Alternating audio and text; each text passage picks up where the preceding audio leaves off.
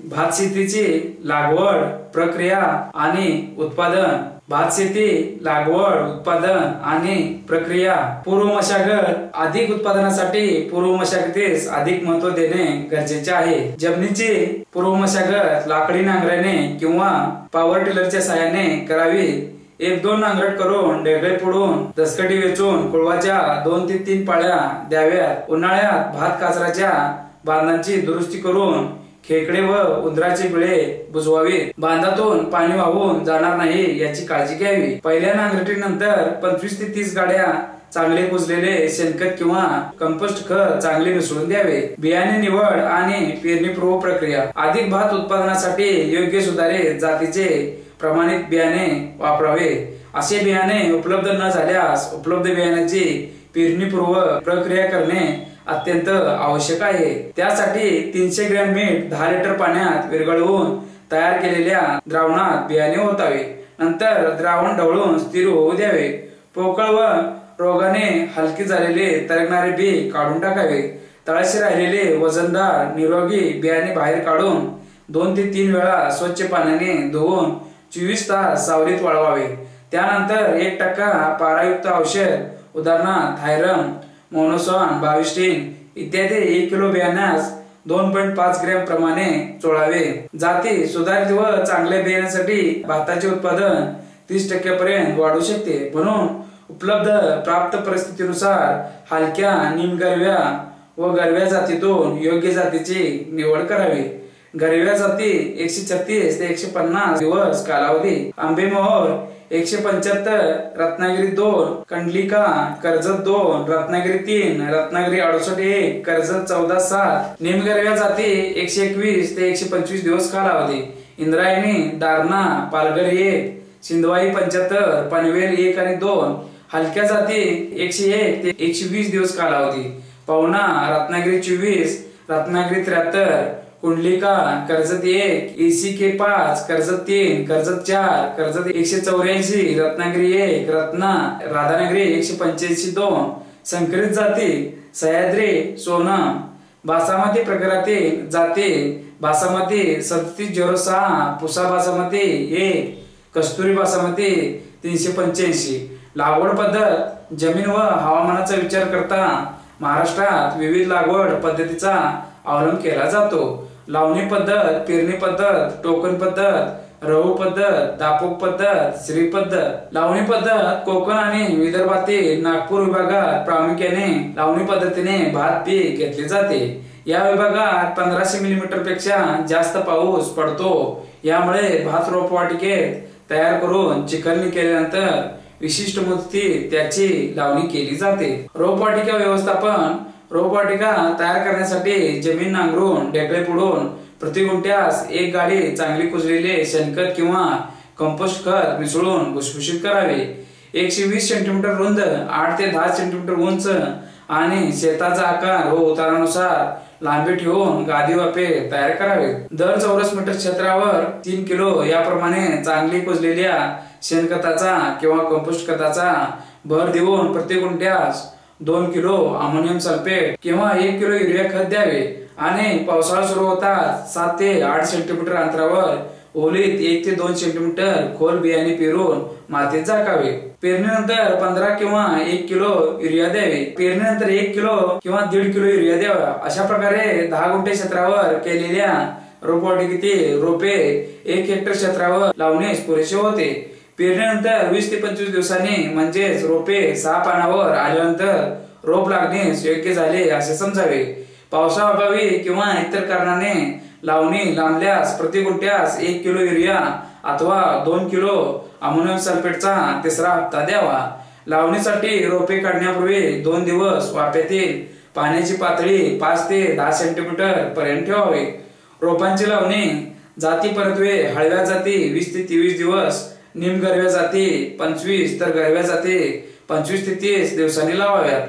खरीप हंगामात भात उत्पादनात सूर्यप्रकाशाची कमतरता हा महत्वाचा मुद्दा आहे. म्हणून उपलब्ध सूर्यप्रकाशाचा पुरेपूर फायदा घेण्यासाठी चुडांची संख्या व नियंत्रित लावण महत्वाचे असते. म्हणून हळव्या जाती 15 बाय 15 सेंटीमीटर तर निमगरव्या आणि गरव्या जाती 20 बाय 15 सेंटीमीटर अंतरावर खुणा केलेल्या दोरीच्या सहाय्याने एका चोडात फक्त 2 ते 3 रोपे सरळ आणि 2 ते 4 सेंटीमीटर खोलीवर लावावीत, अन्यथा फुटवा कमी येण्याची शक्यता असते व पर्यायाने उत्पादन घटण्याची शक्यता असते। सेंद्रिय व रासायनिक खतांचा वापर नांगरणीच्या वेळी हेक्टरी 10 ते 12.5 टन शेणखत किंवा कंपोस्ट खत मातीमध्ये पूर्णपणे मिसळून द्यावे। तसेच चिखलण्याच्या वेळी हेक्टरी 10 टन हिरवळीचे खत जमिनीत काढावे। त्यासाठी हेक्टरी 80 किलो देंच्या किंवा ताक बी हिरवळीचे खत म्हणून भात कचरा पेरावे आणि चिखलण्याच्या वेळी जमिनीत काढावे किंवा शेत बांधावर वाढविलेल्या गिरीपुष्पाची हिरवी पाने कोवळ्या फांद्या हेक्टरी 10 टन शेतात गाडल्यास नत्र खताची बचत होते। लावणी पद्धतीने भात पिकास हेक्टरी 100 किलो नत्र, 50 किलो स्फुरद व 50 किलो पालाश द्यावे। भात वाढीच्या प्रमुख 3 अवस्था आहेत। प्राथमिक वाढीची अवस्था, फुटवे फुटण्याची अवस्था आणि फुलोऱ्यात येण्याची अवस्था। या तिन्ही अवस्थांमध्ये भातांना नत्र खताची गरज जास्त असते, म्हणून नत्र खते एकाच वेळी न देता विभागून द्यावेत, म्हणजे नत्राचा पुरेपूर वापर घेऊन अपव्यय टळतो। भात पिकाला सुरुवातीच्या अवस्थेत नत्र हे अमोनियाच्या स्वरूपात तर पुढील अवस्थेत ते शक्यतो नायट्रेटच्या स्वरूपात देणे फायदेशीर ठरते। स्फुरद व पालाश चिखलणीच्या वेळेस देणे उपयोगी व किफायतशीर ठरते। निमगरव्या व हिरव्या जातीसाठी नत्राचा पहिला हप्ता हेक्टरी 40 किलो व संपूर्ण स्फुरद पालाश चिखलणीच्या वेळेस तर नत्राचा दुसरा हप्ता 40 किलो हेक्टरी लावणीनंतर 25 ते 30 दिवसांनी फुटवे येण्याच्या वेळी आणि उरलेला 20 किलो नत्राचा तिसरा हप्ता पीक फुलोऱ्यात येण्याच्या वेळी द्यावा। हळव्या जाती करता हेक्टरी 50 किलो नत्र स्फुरद, संपूर्ण स्फुरद व पालाश लावणीच्या वेळी व उरलेला 50 किलो नत्र लावणीनंतर 1 महिन्याने द्यावा। भात शेतीमध्ये निळे हिरवे शेवाळ आणि आजोला सारख्या जैविक खतांचा वापर करून रासायनिक खतांच्या खर्चात बचत करता येते। आंतरमशागत पेरणीनंतर 15 दिवसांनी पहिली कोळपणी करून तण काढावे। शेताची स्थिती आणि तणांची तीव्रता यानुसार दर 15 दिवसांनी पीक पोटरीत येईपर्यंत कोळपणी करावी। रोप पुनर्लागण पद्धतीत भात कचरात सतत 5 ते 6 सेंटीमीटर पाण्याची उंची ठेवल्यास तणांचा बंदोबस्त होण्यास मदत होते, असे संशोधनांती आढळून आले आहे। शेतमजुरांचे वाढते दर आणि योग्य वेळी मजूर उपलब्ध न होणे अशा परिस्थितीत ब्युटाक्लोर 50 EC हे तणनाशक भात लावल्यानंतर 6 दिवसाच्या आत हेक्टरी 3 लिटर 500 लिटर पाण्यात मिसळून फवारावे। फवारणीपूर्वी खाचरातील सर्व पाणी काढून टाकावे व नंतर 24 तासांनी पुन्हा पाणी भरावे। पाणी व्यवस्थापन 1 ग्रॅम भात तयार होण्याकरता 300 ग्रॅम पाण्याची गरज भासते। याकरता लावणी केलेली रोपे चांगली मुळे धरेपर्यंत शेतात 2 ते 5 सेंटीमीटर उंची इतके पाणी ठेवावे।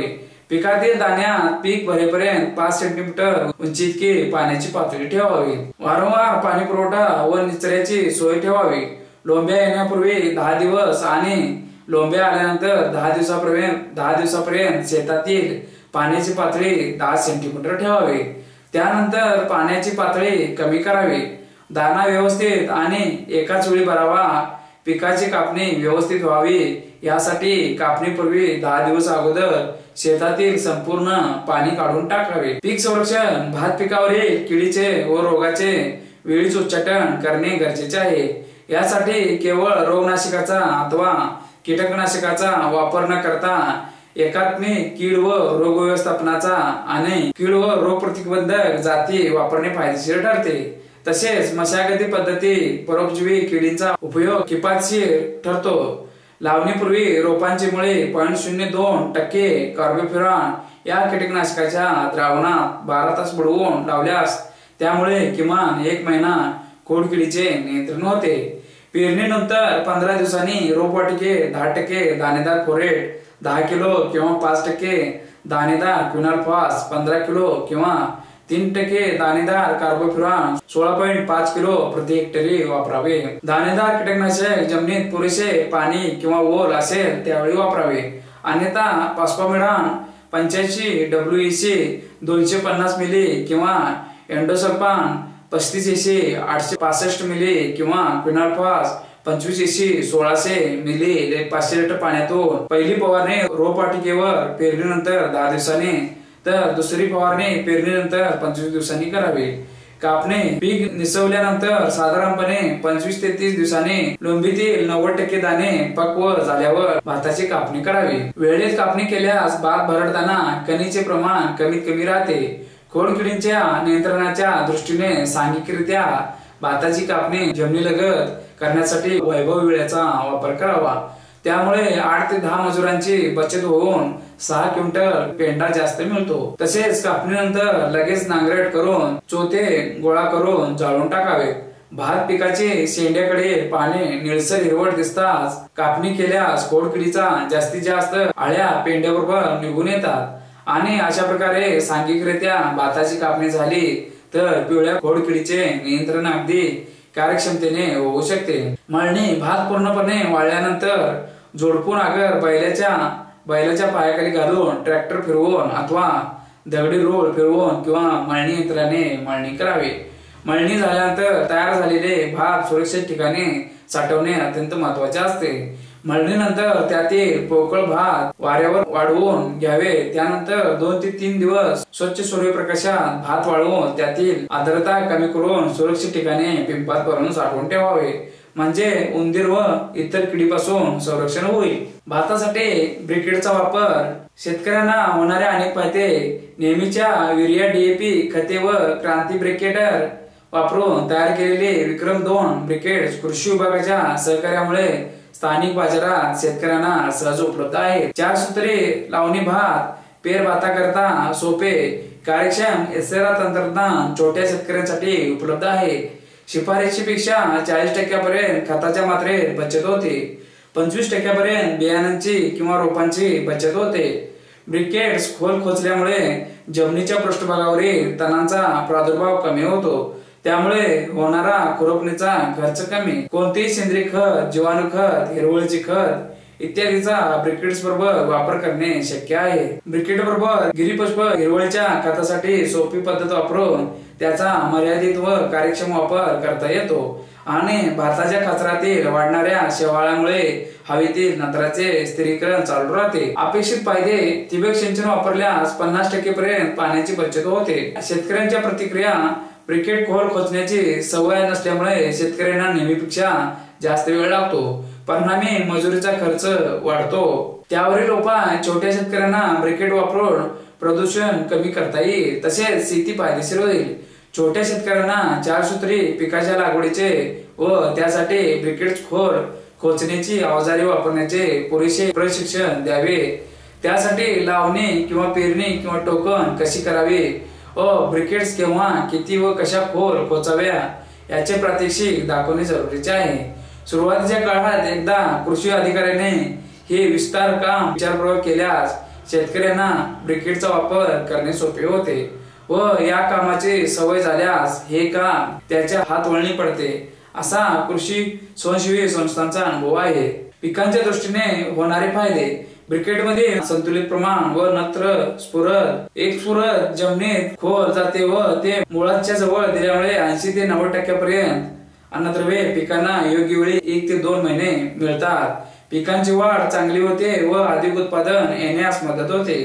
पिकांना सुरुवातीच्या काळात होणारा तणांचा त्रास कमी होतो। ब्रिकेड्स बरोबर कुजलेल्या सेंद्रिय खतांचा पुरेसा वापर केल्यास पिकाचा दर्जा व गोडी राखली जाते। नेहमीप्रमाणे फोकून टाकलेल्या खताचा पानावर होणार विपरीत परिणाम टळतो। अपेक्षित फायदे नेहमी युरिया DAP व इतर खते DAP ऐवजी पॉलिफॉस्फेट वापरून तयार केलेले ब्रिकेड्स वापरल्यास त्यांचा 3 ते 6 महिन्यापर्यंत फळझाडाला उपयोग करणे शक्य आहे। जमिनीवर होणारे फायदे जमिनीत ब्रिकेड्स खोल खोचल्यामुळे त्या विरघळतात व त्यातील अन्नद्रव्ये जमिनीतील ठराविक जागेत साठून राहतात। जमिनीतील कण अन्नद्रव्यांना धरून ठेवतात व नंतर उपलब्ध पाण्याबरोबर योग्य प्रमाणात हळूहळू ती मुळे येऊ शकतात। अन्नद्रव्यांची विशेषतः विद्राव्य फॉस्फेटचे स्थिरीकरण कमी होते व त्याचे पिकासाठी उपलब्धता वाढते। जमिनीतील मातीच्या सूक्ष्म कणावर धरून ठेवलेले फॉस्फेट पावसाच्या पाण्याबरोबर वाहून जात नाही। अधिक भात उत्पादनासाठी ब्रिकेडचा वापर खार जमिनीत करणे शक्य आहे। पिकांना न वापरलेली अन्नद्रव्ये विशेषतः फॉस्फेट जमिनीत राहते व पुढील हंगामात पिकांना उपयोगी पडतात। बासमती तांदूळाचे विशिष्ट गुणधर्म: तांदळाची लांबी 7 ते 7.5 मिलीमीटर असून इतर कोणत्याही जातीपेक्षा जास्त असते व रुंदी 1.8 मिलीमीटर असून लांबी रुंदी गुणोत्तर 4:2 आहे। बासमती शिजवल्यानंतर तांदळाची लांबी दुप्पट वाढते तर रुंदीत विशेष फुगत नाही। शिजवल्यानंतर भात मऊ फडफडीत व मोकळा होतो, चिकट होत नाही, म्हणून मुख्यतः बिर्याणी पुलाव याकरता वापरला जातो। ऍसिटॉल व पायरोलिन या रासायनिक द्रव्यामुळे भातात सुवास येतो। आंतरराष्ट्रीय बाजारपेठेत फार मागणी असल्यामुळे निर्यात करून परकीय चलन प्राप्त होते। बासमती भाताच्या जाती: भारतात फार पूर्वीपासून बऱ्याच सुवासिक वाणांची लागवड केली जाते। पुसा बासमती 1 आणि कस्तुरी ह्या सारख्या ठेंगण्या व न लोळणाऱ्या आणि अधिक उत्पादन देणाऱ्या विकसित जातींची महाराष्ट्रात लागवडीसाठी शिफारस करण्यात आलेली आहे। याशिवाय बासमती 375, RH10, CR 839, पुसा सुगंधा 1, पुसा सुगंधा 2 आणि 3, यामिनी, वासुमती या इतर बासमती जाती भारतात लागवडीखाली आहेत। पूर्वमशागत: पूर्वीचे पीक काढल्याबरोबर जमीन खोल नांगरावी, त्यामुळे जमिनीत खोलवर असणाऱ्या कीटकांच्या अवस्था मरतात। जमिनीवरील आळ्या व कीटक पक्षी वेचून खातात व काही उष्णतेमुळे मरतात। बांधावरील गवत, काडी कचरा, झोडपे कापून जाळावे, त्यामुळे सुप्तावस्थेतील खोडकिडींच्या आळ्या व रोगांचे बीजाणू यांचा नाश होतो। पावसाळ्याच्या सुरुवातीस हिरवळीचे खत त्यांच्या 40 किलो प्रति हेक्टरी किंवा ताक 80 किलो प्रति हेक्टरी पेरावा। 25 ते 30 गाड्या शेणखत किंवा कंपोस्ट जमिनीत मिसळावे। हेक्टरी बियाणे: बासमती दाण्याचे बियाणे फार महाग असून बियाण्याचा तुटवडा असतो, त्यामुळे प्रमाणशीर बियाणे वापरून जास्तीच्या बियाण्यावर होणारा खर्च टाळावा। बासमती करता 30 ते 35 किलो प्रति हेक्टरी बियाणे वापरावे। बीज प्रक्रिया: बासमती धान रोग व किडीस फार मोठ्या प्रमाणात बळी पडते। बासमतीवरील रोगाचे प्रमाण कमी करण्याकरता बीज प्रक्रियेचे फार महत्व आहे। बीज प्रक्रिया केल्यामुळे बियाण्यातून होणारा रोगाचा प्रसार थांबवला जातो व पिकावर रोगांचा प्रादुर्भाव कमी प्रमाणात होतो। बासमती धानास पेरणीपूर्वी बीज प्रक्रिया करावी लागते। 10 लिटर पाणी अधिक 300 ग्रॅम मीठ याचे द्रावण तयार करावे। या द्रावणात बियाणे टाकून ढवळावे। द्रावणाच्या वर तरंगणारे हलके बियाणे व फोल काढून जाळावे।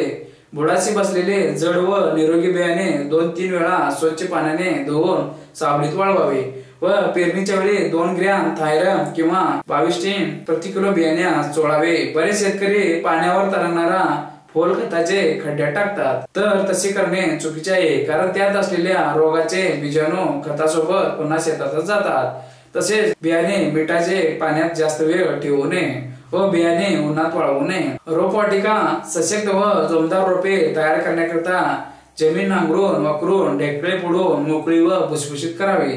1 मीटर रुंद 10 ते 15 सेंटीमीटर उंच व आवश्यकतेनुसार लांब गादी वाफे तयार करावेत। 2 गादी वाफेमध्ये 5 ते 10 सेंटीमीटर खोल व 30 सेंटीमीटर चर करावेत। चांगले कुजलेले शेणखत, कंपोस्ट किंवा गांडूळ खत वाफ्यावर पसरावे। 5-2-2 किलो नत्र, स्फुरद व पालास प्रति हेक्टरी रोपवाटिका क्षेत्रास द्यावे। बियाणे 7 ते 8 सेंटीमीटर अंतरावर ओळीत 1 ते 2 सेंटीमीटर खोल बी पेरून मातीने झाकावे व ओलीत करावे। 21 ते 25 दिवसात रोपे तयार झाल्यानंतर रोवणी करावी। रोवणीचे 10 दिवस आधी 5 किलो नत्र किंवा प्रति हेक्टरी द्यावे। पेरणीची वेळ: पावसाळा सुरू झाल्याबरोबर शक्य तेवढ्या लवकर पेरणी करावी। ओलिताची सोय असल्यास जूनच्या पहिल्या आठवड्यात पेरणी करावी। चिखलणे व रोवणी: शेतात पाणी साचले असताना उभे आडवी नांगरणी करावी। हिरवळीचे पीक घेतले असल्यास 10 दिवस आधी बांधीत काढावे। रोपणी: 20 बाय 15 सेंटीमीटर अंतरावर एका चोडात 2 ते 3 रोपे लावावीत। रोपांचे वय 21 ते 25 दिवसांचे असावे। रोवणीस उशिरा करू नये, अन्यथा रोग व किडीचा प्रादुर्भाव मोठ्या प्रमाणात होतो।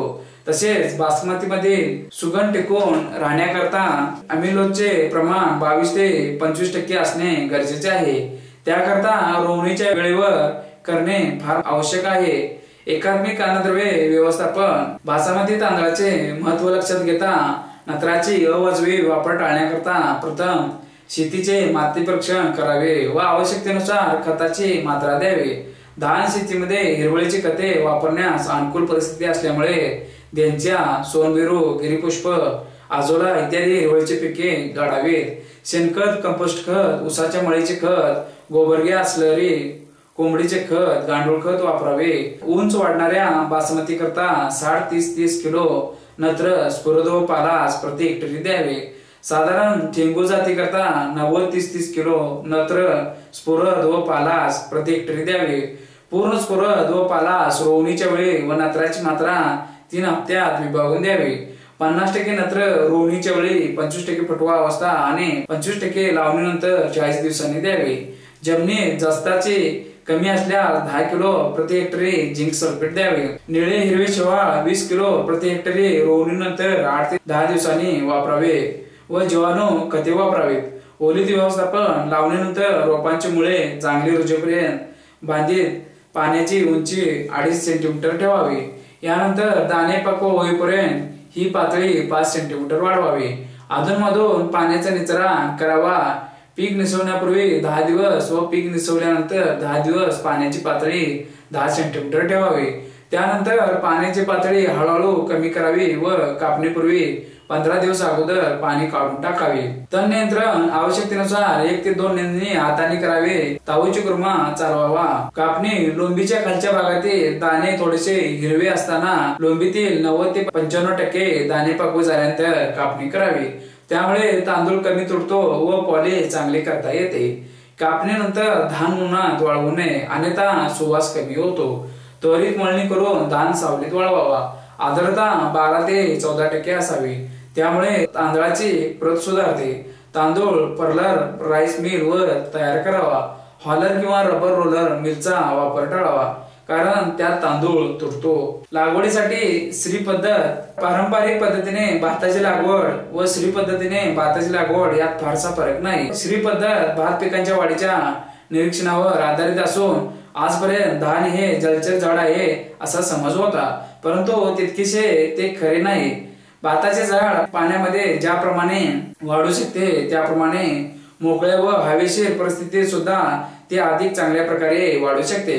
हवेशीर परिस्थितीत ते अधिक जोमाने वाढते, परंतु पाणी साचून असलेल्या परिस्थितीत जीवनवायू घेण्यासाठी मुळांना अधिक शक्ती खर्च करावी लागते। भात पिकाच्या प्रत्येक झाडात 50 ते 60 फुटवे योग्य परिस्थितीत वाढू शकतात असे निरीक्षणावरून दिसून आले आहे।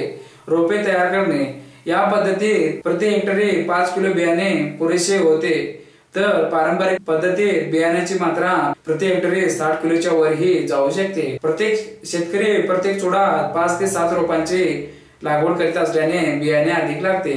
श्री पद्धत प्रथम बियाणे 72 तास गोनपाटात भिजत ठेवले जाते व त्यानंतर आलेले अंकुर वाढीसाठी 2.5 इंच जाड वाळूच्या गादी वाफ्यावर एकसारखे अंतरले जाते व त्यावर अर्धा इंच कंपोस्ट किंवा वर्मी कंपोस्ट खताचे आच्छादन केले जाते। अंकुरलेले बियाणे 8 ते 10 दिवसात 2 पानावर आल्यास ते रोवण्याकरता तयार झाले समजण्यास हरकत नाही। रोवणी, यात 8 ते 10 दिवसांचे भाताचे रोप रोवण्यासाठी योग्य होते। रोवणी ही 25 बाय 25 सेंटीमीटर अंतरावर दोरीच्या सहाय्याने ओळंब्यात केली जाते। प्रथम बांधीतील चिखल स्थिर केला जातो। बांधीतील संपूर्ण पाणी शेतीबाहेर सोडून देण्यात येते। 25 बाय 25 सेंटीमीटर खोलीवर रोप अलगद चिखलात रोवण्यात येते। रोवलेले रोप 24 तासात जमिनीत सेट होते। 4 दिवसांनी खाडे भरणी करावे। खते, श्री पद्धत ही सेंद्रिय खताला चांगल्या प्रकारे प्रतिसाद देत असल्याने सेंद्रिय शेतीसाठी हा एक चांगला पर्याय होऊ शकतो। भंडारा जिल्ह्यातील शासकीय तालुका बीज गुणन प्रक्षेत्रावर रासायनिक खताऐवजी गांडूळ खते देऊन भाताचे सरासरी उत्पादन 28 ते 30 क्विंटल हे प्रति हेक्टरी पर्यंत घेण्यात यश प्राप्त झाले आहे। भंडारा जिल्ह्यात भाताची सरासरी उत्पादकता सन 2005 ते 2006 करता 26.35 क्विंटल प्रति हेक्टरी इतकी आली आहे।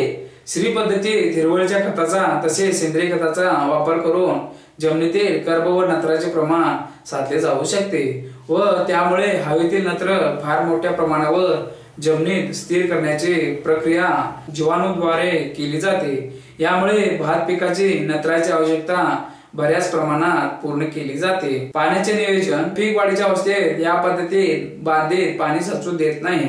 फुटवे वाढीचा कालावधी 8 ते 50 किंवा 55 दिवसापर्यंत असू शकतो, त्यामुळे किमान या कालावधीत बांधीत पाणी नको। आवश्यकतेप्रमाणे पाण्याची उपलब्धता करून देणे गरजेचे आहे। त्यानंतर मग 3 ते 5 सेंटीमीटर बांधीत पाणी साठवावे, त्याद्वारे उत्पादनात फायदा होऊ शकतो। प्रचलित पद्धतीपेक्षा जवळपास 50% पाण्याची बचत होते। तणांचा बंदोबस्त श्री पद्धतीमध्ये पाणी साठलेले ठेवायचे नसल्यामुळे तणांचा मोठ्या प्रमाणावर त्रास होतो। कमीत कमी 3 वेळा तणांची खुरपणी करणे आवश्यक आहे। खुरपणीद्वारे काढलेले तण बांधावर न टाकता पाण्यातच पायाने गाडून टाकावे। कमी खर्चात तणांचा बंदोबस्त करायचा असल्यास 2 ओळीतील तावची गुल्मा या यंत्राचा वापर करून 70 ते 80% तणांचा बंदोबस्त करता येतो। राहिलेले तण मजुराकडून काढून घ्यावे। या व्यतिरिक्त तणांचा बंदोबस्त करायचा झाल्यास तणनाशकाचाही वापर करता येतो। सारांश, चिखलणीनंतर 12 तास चिखल स्थिर होऊ द्यावा व त्यावर 25 बाय 25 सेंटीमीटर आकाराचे चौरस आखावे। लवकर रोवणी 8 ते 10 दिवसाचे रोप असताना करावी। विरळ रोवणी 25 बाय 25 सेंटीमीटर अंतरावर करावी। उथळ रोवणी रोप चिखलात न काढता सरळ स्थिती चौकोलीवर ठेवावे। एकाच चोडात एकच रोप लावावे। शक्यतो पूर्णपणे सेंद्रिय शेती पद्धतीचा अवलंब करावा। बांधीत पाणी साचायला नको, परंतु चिखल सुकायला नको। गर्भधारणेपासून 3 आठवड्यापर्यंतच्या काळात 1 ते 3 सेंटीमीटर पाणी बांधीत ठेवावे। तणांचा वेळेस बंदोबस्त कमीत कमी 3 वेळा निंदन करावे। उपडलेले तण जागीच गाडावे। श्री पद्धतीचे फायदे: पाण्याचा वापर कमी, प्रचलित पद्धतीच्या तुलनेत अर्धेच पाणी लागते। बियांची बचत: फक्त 5 किलो प्रति हेक्टरी बियाणे लागते। भरपूर फुटवे 50 ते 65 फुटवे प्रति झाड मिळतात। फुटव्यांची वाढ सारखी, त्यामुळे सगळ्या लोंब्या सारख्या आकाराच्या असतात। दाण्यांचं वजन जास्त असते। पीक 10 ते 15 दिवस कापणीस लवकर येते। 1.5 ते 2 पट जास्त उत्पादन मिळते। श्री पद्धतीच्या अडचणी: बांधीत पाणी साचलेले ठेवायचे तर नाही, त्याचबरोबर चिखल सुकायला नको म्हणून सतत पाणी पुरवठा आवश्यक असतो। बांधीत पाणी साचत नसल्यामुळे तणे मोठ्या प्रमाणावर येतात, त्यामुळे तणांचा नायनाट करण्याकरिता मजूर मोठ्या प्रमाणावर लागतात। सधन लागवड: पूर्व मशागत: पहिल्या पिकाच्या कापणी होताच हलक्या लोखंडी नांगराने एक नांगरणी करावी। पहिला पाऊस पडल्यावर आणखी 2 वेळा शेत उभे आडवे नांगरावे।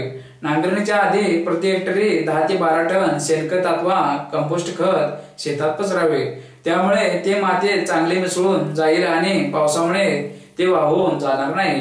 शेणखत घालणे शक्य नसल्यास पाऊस पडण्याच्या वेळी प्रति हेक्टरी 80 किलो तागाचे बी अथवा 40 किलो देंच्याचे बी हिरवळीचे पीक म्हणून भात कचऱ्यात पेरावे व चिखलण्याच्या वेळी ते शेतात गाडून टाकावे, त्यामुळे जमिनीची उत्पादन क्षमता वाढून अधिक उत्पन्न मिळते। रोपांसाठी वाफे तयार करणे: रोपे तयार करण्यासाठी पाण्याचा चांगला निचरा होणाऱ्या खाचरांची निवड करावी। जमीन नांगरून झाल्यावर ढेकळे फोडावेत।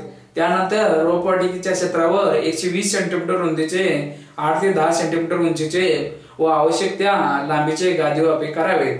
गादी वाफे करणे शक्य नसल्यास सपाट वाफे करावेत, परंतु रोपवाटिकेमधून पाण्याचा निचरा चांगला होईल याची काळजी घ्यावी। एका क्षेत्राला अर्धा टन या प्रमाणात वाफ्यांना शेणखत अथवा कंपोस्ट खत द्यावे। बी पेरणीपूर्वी प्रत्येक वाफ्यावर एका क्षेत्रास 5 किलो अमोनियम सल्फेट किंवा 2.2 kilo urea, 3 kilo single super phosphate आणि 0.8 किलो म्युरेट ऑफ पोटॅश या प्रमाणात खतांचा पहिला हप्ता द्यावा। नत्राचा दुसरा हप्ता त्याच प्रमाणात पेरणीनंतर 10 ते 15 दिवसांनी द्यावा। 1 हेक्टर क्षेत्राला पुरेशी रोपे तयार करण्यासाठी 0.10 हेक्टर क्षेत्रावर रोपे तयार करावीत। बीज प्रक्रिया: कृषी विद्यापीठाकडून किंवा शासकीय यंत्रणांकडून प्रमाणित बियाणे खरेदी करावे। सदर बियाण्यात रोग प्रतिबंधक उपाय म्हणून 1 किलो बियाण्यास 2.5 ग्रॅम 1% तांबयुक्त औषध चोळावे। रोपे तयार करणे: तयार केलेल्या वाफ्यावर 7 ते 8 सेंटीमीटर अंतरावर ओळीमध्ये 1 ते 2 सेंटीमीटर खोलीवर बी पेरावे। जाड जातीच्या बाबतीत प्रति हेक्टरी 50 किलो आणि बारीक जातीच्या बाबतीत प्रति हेक्टरी 25 ते 40 किलो या प्रमाणात बी पेरावे।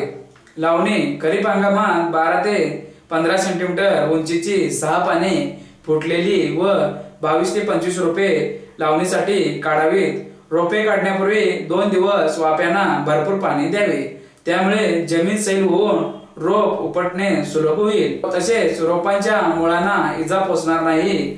चिखलणीसाठी कोकण कृषी विद्यापीठाने विकसित केलेले पंकज हे अवजार वापरून चिखलणी करावी। रोपे 2.5 ते 3.5 सेंटीमीटर खोलीवर सरळ व उभी लावावीत। 2 ओळीतील अंतर 20 सेंटीमीटर व 2 रोपातील अंतर 15 सेंटीमीटर ठेवावे। एका आव्यात 2 ते 3 रोपे लावावीत। रोपे ओळीत लावणे शक्य नसेल तेथे नेहमीप्रमाणे लावण्यास हरकत नाही, मात्र साधारणपणे 1 हेक्टर क्षेत्रावर 3,33,000 आवे असावेत। काही अपरिहार्य कारणामुळे लावणीस विलंब झाल्यास 35 दिवसांची रोपे 20 बाय 15 सेंटीमीटर अंतरावर लावून हेक्टरी 120 किलो नत्र द्यावे। रोपे 45 दिवसांची झाली तर 15 बाय 15 सेंटीमीटर अंतरावर लावून हेक्टरी 120 किलो नत्र द्यावे। खतांचा पुरवठा खरीप पिकासाठी प्रति हेक्टरी 100 किलो नत्र, 50 किलो स्फुरद व 50 किलो पालाश याप्रमाणे खत मात्राची शिफारस करण्यात येत आहे। नत्रयुक्त रासायनिक खते जमिनीच्या पृष्ठभागावर टाकल्यास त्यातील नत्राचा ऱ्हास होतो। नत्राचा हा ऱ्हास कमी करण्यासाठी खते मातीत चांगली मिसळून घ्यावीत। वर खताचा हप्ता दिल्यावर कोळप्याचा वापर करून खते जमिनीत चांगली मिसळावी। नत्राची मात्रा 3 वेळा द्यावी। 40 किलो नत्र तसेच स्फुरद व पालाश यांच्या संपूर्ण मात्रा चिखलणीच्या वेळी किंवा लावणीनंतर 8 दिवसांनी घ्याव्यात। 40 किलो नत्राची दुसरी मात्रा लावणीनंतर 25 ते 30 दिवसांनी म्हणजेच रोपांना फुटवे येण्याच्या वेळी द्यावी। पीक फुलावर आल्यानंतर नत्राची तिसरी मात्रा 20 किलो या प्रमाणात द्यावी। म्हणजेच हळव्या जातीच्या बाबतीत पेरणीनंतर 65 ते 70 दिवसांनी, निमगरव्या जातीच्या बाबतीत 85 ते 90 दिवसांनी आणि गरव्या जातीच्या बाबतीत 105 ते 110 दिवसांनी द्यावी। खते देण्यापूर्वी शेतातील पाण्याचा निचरा करावा व खते दिल्यावर 2 दिवसांनी शेतात पुन्हा 5 ते 10 सेंटीमीटर पातळीपर्यंत पाणी भरावे। रब्बी उन्हाळी हंगामाकरता नत्राची मात्रा 120 किलो प्रति हेक्टर पर्यंत वाढवणे आवश्यक आहे। खते खरीप पिकास दिल्याप्रमाणे विभागून द्यावीत, मात्र पीक फुलावर आल्यावर द्यावीची मात्रा 40 किलो नत्र प्रति हेक्टरी या प्रमाणात द्यावी। वर खताचा पहिला हप्ता देण्याआधी बेणी करावी। आंतरमशागत लावणीपूर्वी नांगरामागे 8 ते 10 सेंटीमीटर खोलीवर युरिया दिल्यास 50% नत्र्याची बचत होते। जर खते घालणे शक्य नसेल तर 10 टन गिरीपुष्पाचा पाला चिखलणीच्या वेळी शेतात घालून तो काढावा। लावणीनंतर 3 आठवड्यांनी शेताची बेंदणी करून तण काढून टाकावे। शेताची स्थिती आणि तणांची तीव्रता यानुसार दर 15 दिवसांनी बेंदणी व कुळपणी पीक पोटरीत येईपर्यंत करावी।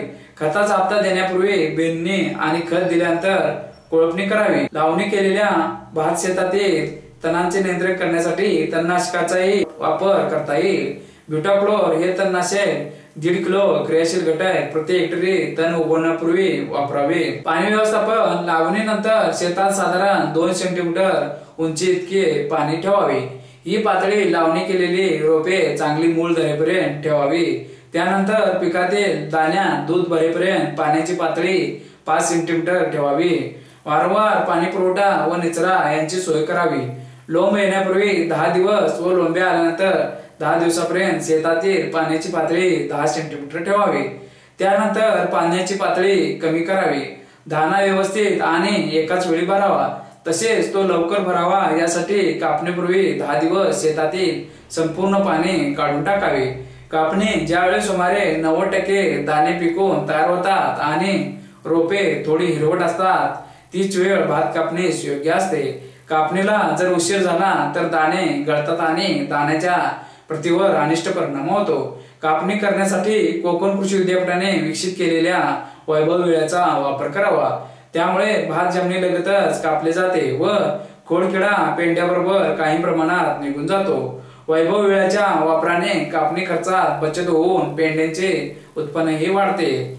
मळणी व साठवण कापलेले पीक शेतात 2 ते 3 दिवस वाळवून त्याच्या पेंड्या बांधाव्यात आणि मळणी करावी। यंत्राच्या सहाय्याने मळणी केल्यास खर्च कमी येतो। बाजारात पायाने चालवली जाणारी तसेच विद्युत शक्तीवर किंवा ऑइल इंजिनवर चालवली जाणारी मळणी यंत्रे उपलब्ध आहेत. मळणीनंतर 2 ते 3 उन्हे देऊन धान्य साठवावे. बलराम भात पद्धती कोकणातील व इतर भात लागवडीखालील क्षेत्रातील पारंपरिक भात लागवड ही अत्यंत महत्वाची पण तेवढीच कष्टाची, खर्चिक आणि वेळ खाणारी बाब आहे. यामध्ये वेळेवर लागवड होणे, कमी खर्चात लागवड होणे, योग्य पद्धतीने लागवड होणे या बाबी महत्वाच्या आहेत. त्यातच पावसाचे आगमन लांबणे, जादा पाऊस पडणे, रोपे पाण्यात बुडणे अशा इतर अनेक अडचणी आहेतच. उत्पादन वाढवणारी व खतांची योग्य वापर करणारी डॉक्टर नारायण सावंतांची 4 सूत्री भात लागवड पद्धत ही कोकणी शेतकऱ्यांनी आत्मसात केली आहे. या पद्धतीचा श्री वाडेकरांनी स्वीकार करून त्याचा प्रचार व प्रसार करण्याचे व शेतकऱ्यांना युरिया ब्रिकेट उत्पादन करून ते त्यांच्यापर्यंत पोहोचवण्याचे काम केले आहे. परंतु ही पद्धत हवी तशी लोकांनी उचलून धरली नाही, म्हणून त्यांनी त्यांच्या शेतावर तसेच कार्यशाळेमध्ये याबाबत संशोधन व विकास केले. 5-6 वर्षापासून केलेला आहे. यामधून 2 भात लागवड पद्धती विकसित केल्या आहेत. एकेरी भात रोप लावणे, ट्रे मध्ये बियाण्याचे भात पेरणी करणे व 10 दिवसांनी मार्केटच्या साहाय्याने त्याची लावणी करणे. बियाणे रोल पद्धतीने लावणे, मशीनवर बियाणे भरलेले कागदाचे रीळ तयार करून घेणे व ते रीळ एका मशीनच्या साहाय्याने शेतावर चिकलणी करून दाबून टाकणे. अशा संशोधित पद्धतीविषयी भात लावणे कमी कष्टाचे व सोपे असावे. त्याचा खर्चही खूप कमी असावा. त्या दृष्टीने त्याने सुरुवातीपासूनच काळजी घेतली. मिनरल वॉटरच्या बाटल्यांना उभा छेद देऊन कापून त्याच्यात माती टाकून त्यावर भाताचे बी टाकून रोप तयार करावे. बाटलीत कापातील बियाणे व वरील पद्धतीने तयार केलेले रोप लावणे सोपी जाते, कारण प्रत्येक ठिकाणी खांदव्याच्या खुणेवर एकच रोप लावायचे आहे. पारंपरिक पद्धतीनुसार भात रोपाची चूड लावायची नाही हे या पद्धतीचे वैशिष्ट्य आहे.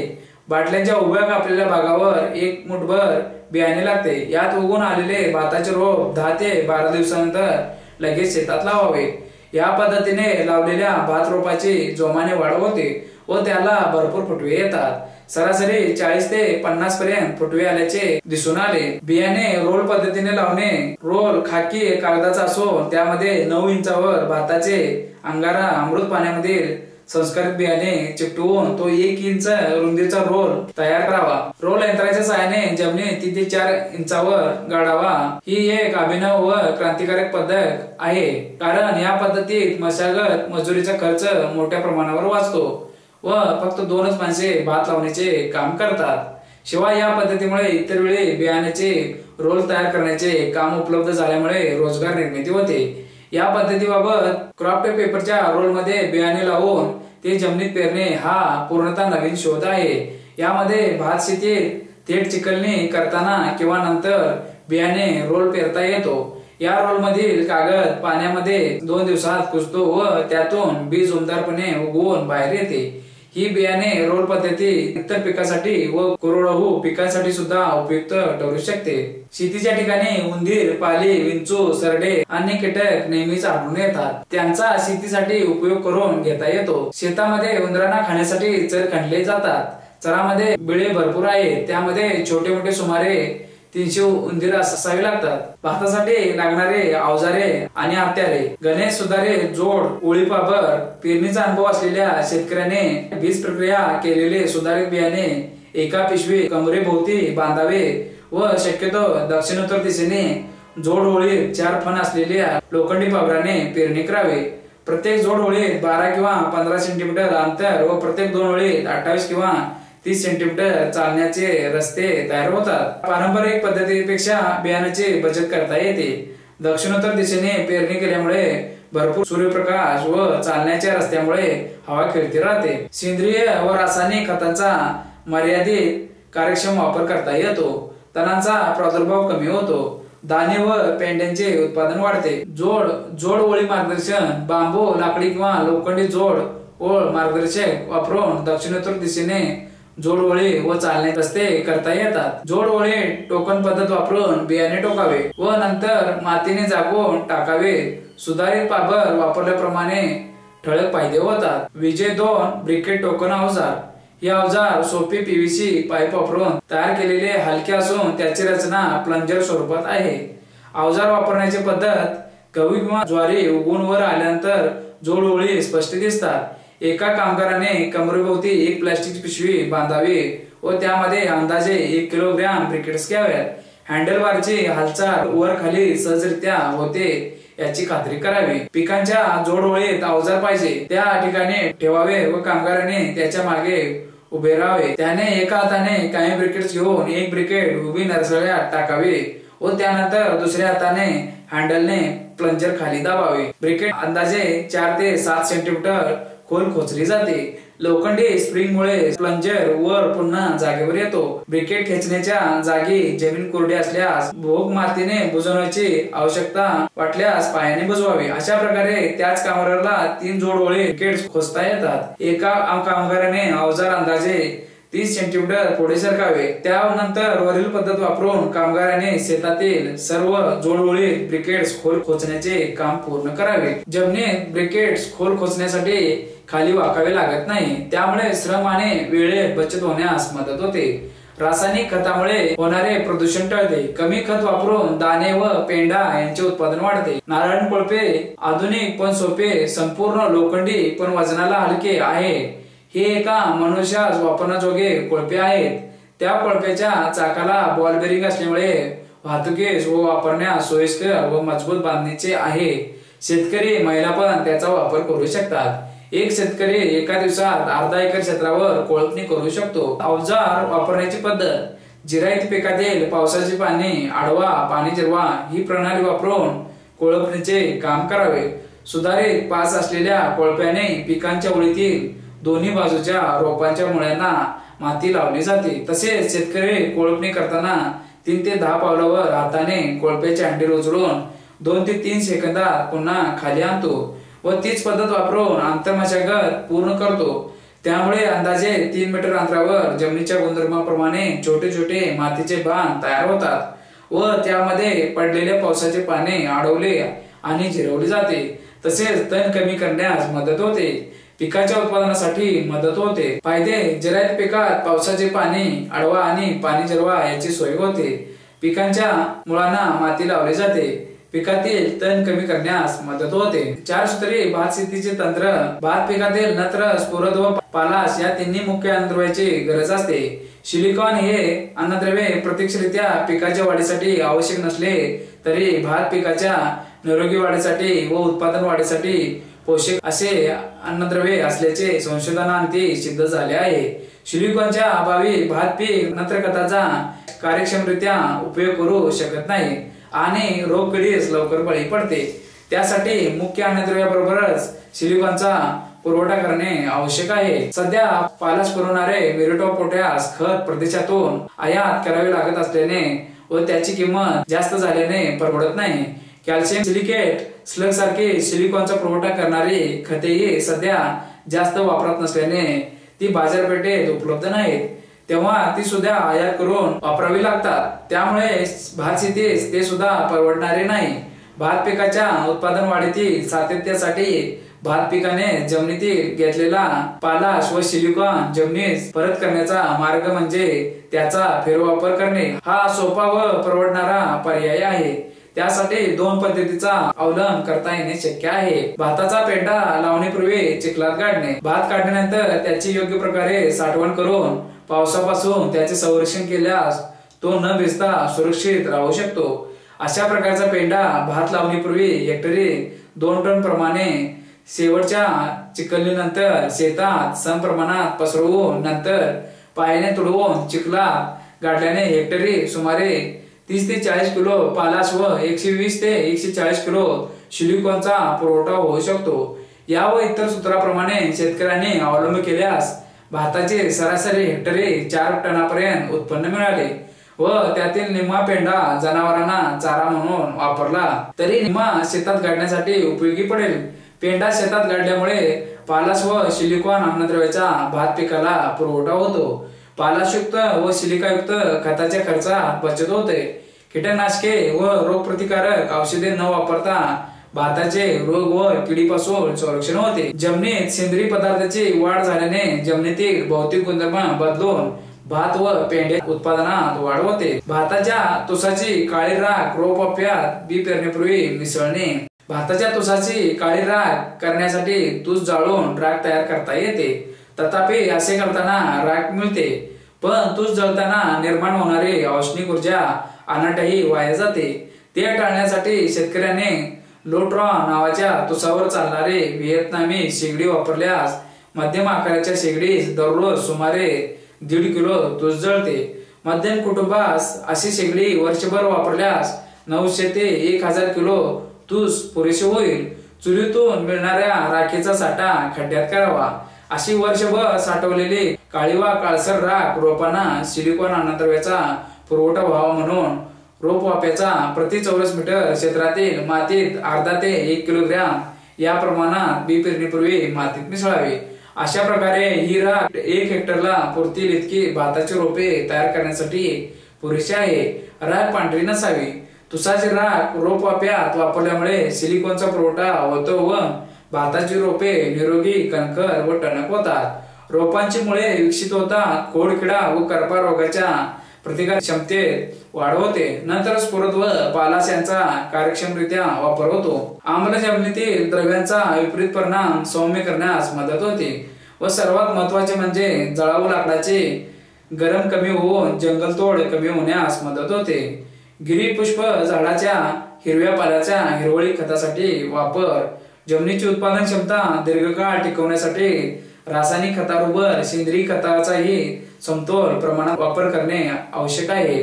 दुर्दैवाने यांत्रिकीकरणामुळे शेतकऱ्याकडे पशुधन कमी झाल्यामुळे सेंद्रिय खताची उपलब्धता फारच अपुरी असून फक्त नगदी पिकासाठी ती वापरण्याकडे शेतकऱ्यांचा कल आहे।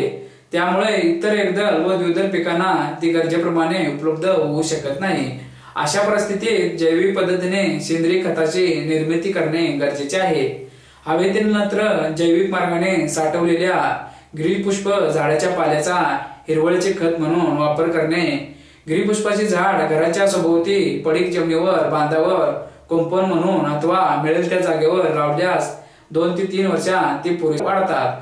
त्यासाठी कृषी विभाग, वन खाते, कृषी विद्यापीठे आणि सेवाभावी संस्था मदत करण्यास तयार असतात। बियापासून तयार केलेली गिरीपुष्पाची 2 ते 4 महिन्याची रोपे किंवा 2 ते 4 सेंटीमीटर व्यासाच्या व 30 ते 100 सेंटीमीटर लांबीच्या लाकडी फांद्या 1 ते 1.5 मीटर अंतरावर लावाव्यात। 2 ते 4 झाडापासून मिळणारा हिरवा पाला एका गुंठ्यात पुरेसा होतो। गिरीपुष्पाच्या फांद्या बुंद्यापासून 30 ते 40 सेंटीमीटर उंचीवर कापून शेवटच्या चिखलीच्या 6 ते 7 दिवस अगोदर शेतात पसराव्यात। म्हणजे 6 ते 7 दिवसात फांद्यावरील पाणी शेतात गळून पडतात। त्यानंतर उरलेल्या फांद्या गोळा करून जळणासाठी वापराव्यात व शेवटची चिखलणी करावी। असे केल्याने हिरवळीचे खत गाडण्यासाठी नेहमीच्या लाकडी नांगराने केलेल्या चिखलणीवर काम भागते। गिरीपुष्पाच्या झाडाची पूर्ववत फूट होत असल्याने फांद्या पुन्हा येतात। त्यामुळे हिरवळीच्या खतासाठी बियाण्याचा खर्च करावा लागत नाही।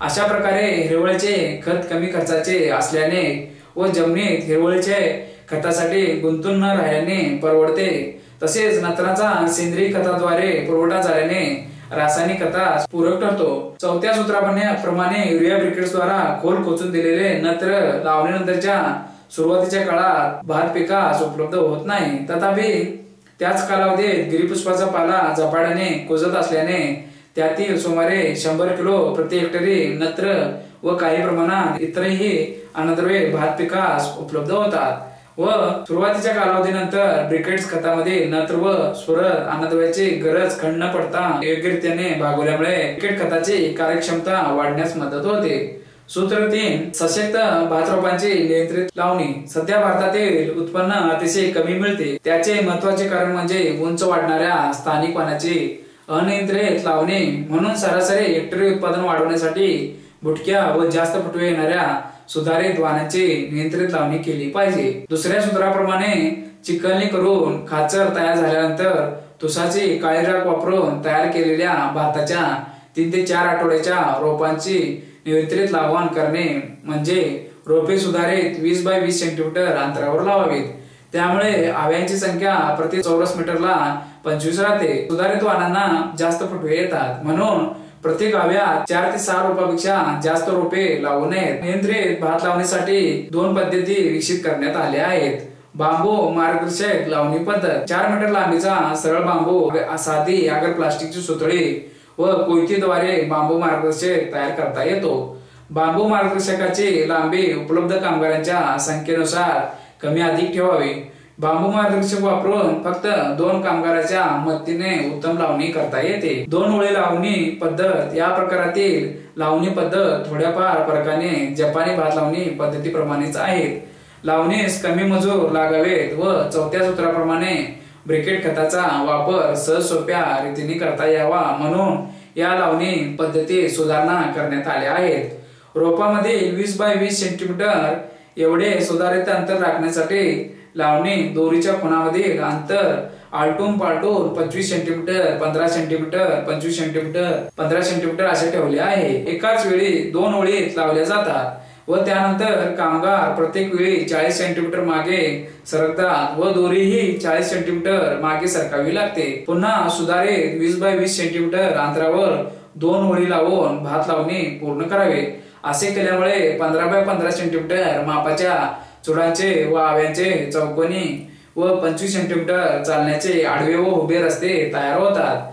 तथापि सूत्र 3 बरोबर सूत्र 4 म्हणजे स्फुरदयुक्त युरिया ब्रिकेट स्वरूपात रासायनिक खतांचा कार्यक्षम वापर केल्याशिवाय उत्पादन वाढीच्या दृष्टीने शेतकऱ्यास पुरेपूर फायदे मिळणार नाही। सूत्र 4 स्फुरदयुक्त युरिया ब्रिकेट स्वरूपात रासायनिक खताचा कार्यक्षम वापर।